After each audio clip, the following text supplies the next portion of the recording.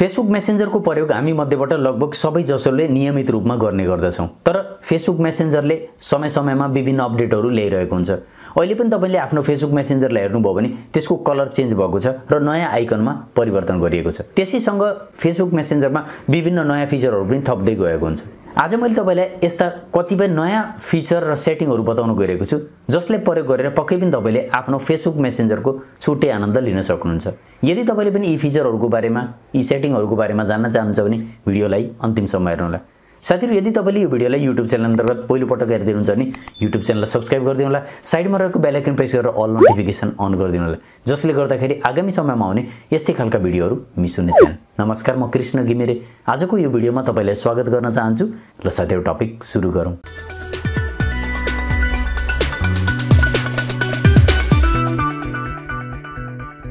साथीहरु, अगाडि बढ्न पहिले प्लिज यो भिडियोलाई लाइक गरिदिनु होला। 500 लाइकको टार्गेट छ, पूरा गरिदिनु होला। सधैँ पूरा गर्नुहुन्छ, प्लिज एउटा लाइक गरिदिनु होला। अब लागौँ डाइरेक्टली मोबाइलतर्फ र जानौँ कि फेसबुक मेसेन्जरका यी नयाँ फिचरहरू के हुन् जसले प्रयोग गरेर हामीले फेसबुकको छुट्टै आनन्द लिन सकिन्छ। ल हेर्न सक्नुहुन्छ, हामी आफ्नो मोबाइल स्क्रिनमा आइसकेका छौँ। अब हामीले आफ्नो मोबाइलमा मेसेन्जरलाई खोल्नुपर्ने हुन्छ। मेसेन्जर खोल्नुभन्दा पहिले तपाईँ प्ले स्टोरमा गएर आफ्नो जुन मेसेन्जर छ त्यसलाई अपडेट छ कि छैन हेर्नु होला, किनभने अपडेट छैन भने त्यस्तो अवस्थामा यो फिचरहरूले काम नगर्न सक्छन्। त्यसले गर्दा यसलाई अपडेट गर्नु होला र जस्ट ओपन गरिदिनु होला। अब ओपन गरिसकेपछि हामी मेसेन्जरमा आइसकेका छौँ। हेर्न सक्नुहुन्छ, मैले एउटा च्याट रुम खोल्न गइरहेको छु किनभने त्यहाँबाट हामीलाई सम्पूर्ण काम गर्न सजिलो हुन्छ। जस्ट म यसमा एउटा च्याट रुममा छिरेको छु। अब हेर्न सक्नुहुन्छ, हामी एउटा च्याट रुममा आइसकेका छौँ। सबैभन्दा पहिलो जुन सेटिङ मैले बताउन गइरहेको छु त्यसलाई प्रयोग गरेर तपाईले सजिलैसँग आफ्नो जुन मेसेन्जरको च्याट रुम छ त्यसलाई विभिन्न कलरहरूमा, थिमहरूमा परिवर्तन गर्न सक्नुहुन्छ। त्यसको लागि तपाईले आफ्नो प्रोफाइलमा टच गर्नु होला अथवा यहाँ आई आइकनमा टच गरिदिनु होला। यहाँ टच गरेपछि हेर्न सक्नुहुन्छ प्रोफाइल आइसकेको छ। तपाईले जुन साथीसँग कुराकानी गर्न गइराख्नु भएको छ उहाँको प्रोफाइल यहाँ डिस्प्ले गर्छ। माथि हेर्न सक्नुहुन्छ थिम भनेर आएको छ, यसमा टच गरिदिनु होला। अब यसमा टच गरेपछि हेर्न सक्नुहुन्छ साथीहरु, हेलोविन छ। यसमा टच गरेर तपाईले हेलोविन थिमलाई चेन्ज गर्न सक्नुहुन्छ। हेर्न सक्नुहुन्छ हेलोविन स्टाइल आएको छ र सम्पूर्ण कुराहरू यहाँ डिस्प्ले गरिरहेको हुन्छ। हेर्न सक्नुहुन्छ, यहाँ जस्ट यसमा टच गरेर हामीले हेलोविनलाई सेन्ड गर्न सकिन्छ। यस्तो तरिकाबाट तपाईले यसको थिमलाई चेन्ज गर्न सक्नुहुन्छ। त्यति मात्रै होइन साथीहरु, यसमा विभिन्न अरू थिम पनि रहेका छन्। थिममा टच गरेर हेर्न सक्नुहुन्छ लभ थिम युज गर्नुभयो तपाईले आफ्नो गर्लफ्रेन्डसँग, वाइफसँग, कसैसँग कुराकानी गर्दै हुनुहुन्छ भने यो थिम पनि एकदमै बेस्ट रहेको छ। हेर्न सक्नुहुन्छ कति राम्रो छ। यसबाट तपाईको छुट्टै खालको आनन्द आउँछ। जस्ट यसलाई तपाईले सेन्ड गरिदिन सक्नुहुन्छ अथवा तपाईले आफ्नो तरिकाबाट यसलाई युज गर्न सक्नुहुन्छ। त्यस्तै अर्को एउटा अझै थिम रहेको छ, त्यो थिमलाई पनि तपाईले प्रयोग गर्न सक्नुहुन्छ। यहाँ हेर्न सक्नुहुन्छ टाइड डे भन्ने छ, यसमा टच गरिदिनु होला। यो थिम पनि एकदमै कुल रहेको छ। यस्तो तरिकाबाट हामीले विभिन्न थिमहरूलाई युज गरेर आफ्नो जुन यो मेसेन्जर छ त्यसको च्याट रुमलाई छुट्टै तरिकाको बनाउन सकिन्छ। मैले अहिले हेलोविन थिमलाई युज गर्न गइरहेको छु। त्यस्तै तपाईले यदि आफ्नो यो थिमलाई नर्मल गराउन चाहनुहुन्छ भने त्यस्तो अवस्थामा तपाईले कुनै एउटा स्पेसिफिक कलर लिन सक्नुहुन्छ। आई आइकनमा जानु होला।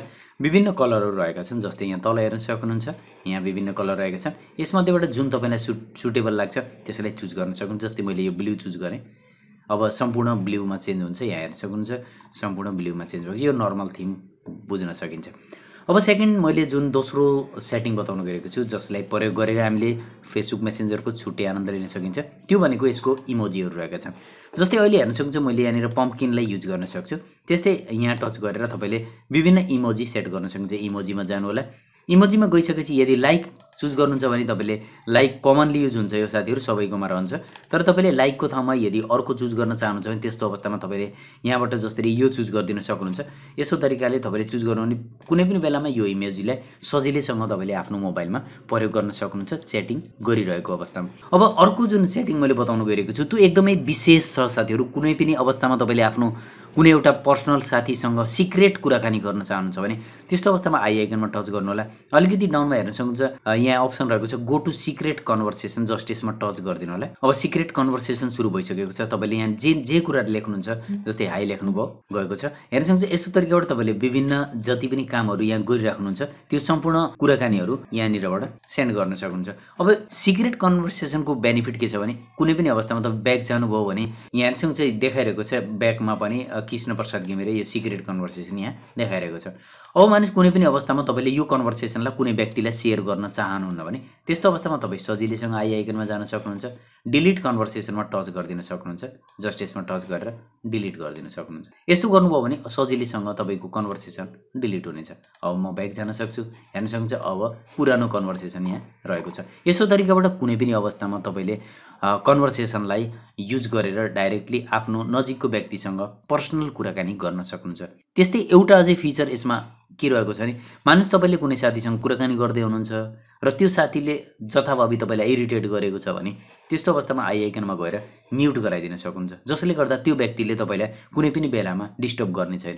यसको अर्थ यसबाट आउने कुनै पनि कुराकानीहरू तपाईँसँग आउने छैनन्, म्युट रहनेछ, भनेपछि नोटिफिकेसनको रूपमा हामीलाई डिस्प्ले गर्ने छैन।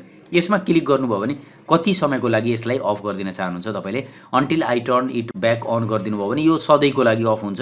कुनै पनि बेलामा उसले पठाएको कुनै पनि मेसेज तपाईँलाई नोटिफिकेसनको रूपमा डिस्प्ले गर्दैन। तपाईँले चाहे मात्रै हेर्न पाउनुहुन्छ, नत्र भने डिस्प्ले गर्दैन, भनेपछि आउँदैन डाइरेक्टली र नोटिफिकेसन आउँदैन। तर यदि तपाईँले 15 मिनटको लागि ब्लक गर्न चाहनुहुन्छ, 1 घन्टाको लागि पनि त्यस्तो अवस्थामा यहाँबाट चुज गर्न सक्नुहुन्छ। यो तरिकाबाट तपाईँले म्युटलाई युज गर्न सक्नुहुन्छ। अब त्यस्तै अर्को अप्सन रहेको छ चौथो नम्बरमा। यदि मानिस तपाईँले कुनै पनि बेलामा साथीहरूसँग कुराकानी गर्नुहुन्छ, यहाँ टच गरेर कुराकानी गरिरहेको बेलामा साथीहरू यहाँ ब्याक जानु होला, यहाँ हेर्न सक्नुहुन्छ अप्सन रहेको हुन्छ 4वटा डट, यसमा टच गरिदिनु होला। यहाँ टच गरेपछि हेर्न सक्नुहुन्छ लोकेसन भन्ने अप्सन रहेको छ। जस्ट तपाईँले लोकेसनमा टच गरिदिनु भने तपाईँ कुन लोकेसनमा हुनुहुन्छ सेयर गरिदिन सक्नुहुन्छ। यहाँबाट सेयर लोकेसन गरिदिनु भयो भने जुन लोकेसन तपाईँले सेयर गर्नुभएको छ त्यो 60 सेकेन्डको लागि रहन्छ। हेर्न सक्नुहुन्छ मेरो लोकेसन सेयर भएको छ, कुन ठाउँमा म बसिरहेको छु यहाँ डिस्प्ले गरेको हुन्छ। राम्रोसँग हेर्नको लागि यसका भित्र डिटेलली गएर हेर्न सकिन्छ। 60 सेकेन्डको लागि लगभग 59-60 मिनटको लागि चाहिँ यो लोकेसन सेयर भएको हुन्छ। यस्तो तरिकाबाट सेयर गर्न पनि सक्नुहुन्छ लोकेसनलाई। कुनै पनि अवस्थामा स्टप सेयरिङ गरेर यसलाई रोक्न सक्नुहुन्छ। यसले गर्दा के फाइदा हुन्छ भने तपाईँ मानिस कुनै प्लेसमा जाँदै हुनुहुन्छ भने यहाँबाट लोकेसन सेयर गरिदिनुहुन्छ भने तपाईँको प्लेस कुन छ, अहिले कुन ठाउँमा हुनुहुन्छ, सम्पूर्ण कुरा हाम्रो नजिकको व्यक्तिलाई थाहा हुन्छ। त्यस्तै अन्तिम सेटिङ मैले बताउन गइरहेको छु साथीहरू। अन्तिम सेटिङको युज गर्नको लागि हामीले यदि मानिस कुनै साथीलाई केही कुरा पठाइएको छ भने, जस्तै मानिस तपाईँले यो लाइक पठाउनु भएको छ, यसलाई हटाउन चाहनुहुन्छ भने जस्ट यसमा क्लिक गरिदिनु होला।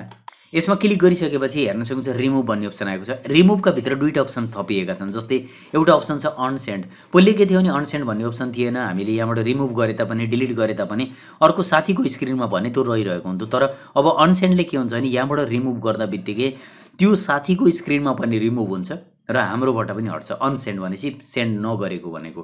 यदि रिमुभ फर यु गरिदिनु भयो भने त्यस्तो अवस्थामा तपाईँको स्क्रिनमा भने यो डिलिट हुन्छ, तर साथीको स्क्रिनमा पनि यो डिस्प्ले गरिरहेको हुन्छ। यस्तो तरिकाबाट हामीले सजिलैसँग अनसेन्ड गरेर पनि यसलाई हटाउन सकिन्छ र यस्तो अवस्थामा त्यो व्यक्तिसँग यो मेसेज रहिरहेको हुँदैन, डिस्प्ले गरिरहेको हुँदैन। कुनै व्यक्तिले यदि तपाईँको मेसेज रेकर्ड गरेर राख्न सक्छ जस्तो लाग्छ भने त्यस्तो अवस्थामा तपाईँले यसलाई प्रयोग गर्न सक्नुहुन्छ। साथीहरू यी सम्पूर्ण फिचर मध्येबाट तपाईँलाई सबैभन्दा राम्रो फिचर के लाग्यो कमेन्ट सेक्सनमा कमेन्ट राखिदिनु होला। भिडियो मन परेको छ भने लाइक गरिदिनु होला। आशा गर्दछु साथीहरू यो भिडियो हेरिसकेपछि तपाईँले पनि यी सम्पूर्ण फिचरहरूलाई मन पराउनु भएको छ। यी मध्येबाट तपाईँलाई सबैभन्दा राम्रो फिचर के लाग्यो कमेन्ट सेक्सनमा कमेन्ट राख्न नभुल्नु होला। भिडियो मन पराउनु भएको छ भने लाइक गरिदिनु होला। धेरैभन्दा धेरै साथीहरूलाई भिडियो सेयर गरिदिनु होला। भिडियोको बारेमा के भन्न चाहन्छ भने कमेन्ट गरिदिनु होला। मलाई पर्सनली जोडिन चाहन्छ भने टेक्निकल भ्यू 71 इन्स्टाग्राम आइडीमा फलो गर्नु होला। अहिलेको लागि यति राख्न चाहन्छु। छिट्टै नयाँ भिडियोमा भेट हुनेछ। धन्यवाद।